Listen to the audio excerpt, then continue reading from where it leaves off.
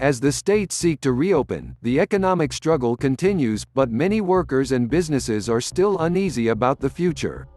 According to the latest data from the U.S. Department of Labor, in the past 10 weeks, Americans have applied for more than 40 million applications for unemployment benefits, which has exposed a huge sudden change in the U.S. economy, which has changed the jobs desperate workers want to fill. Types of federal data shows that of these new unemployment benefits applications, about 2.1 million were filed last week, a slight decrease compared to previous weeks, while still reflecting the historical losses caused by this epidemic. The epidemic temporarily, sometimes in some cases permanently, closed the company nationwide.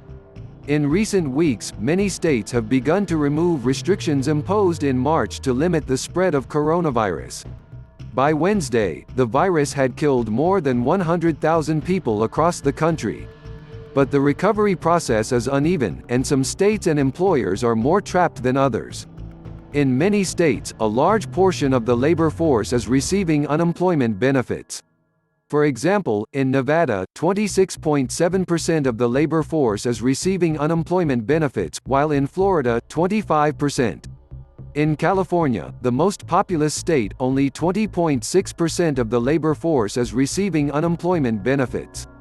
At the same time, widespread job losses place workers in an increasingly dangerous dilemma. Under pressure to return to the workforce, including back from the White House, Americans have to compete for rapidly decreasing numbers of auxiliary office positions, access to data and other major duties performed at home.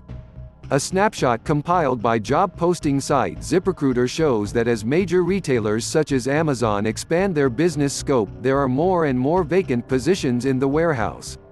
Julia Pollock, an employee of the company, said that the biggest demand is for hard-to-access, safe jobs that require little face-to-face contact, including data entry, customer service, and other human resources work.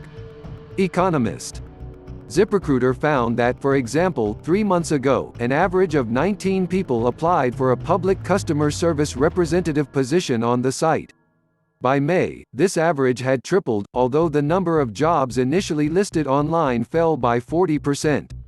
The epidemic has spread to the third month, and the fight for remote, far-off employment reflects the continuing concerns of American workers about physical and financial security, and may overshadow the availability of certain federal aid programs.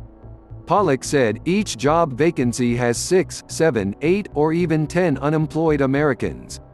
This is a very competitive labor market. As members of Congress and the White House were indignant about their next reaction to the economic crisis caused by the coronavirus, tension hung over Washington.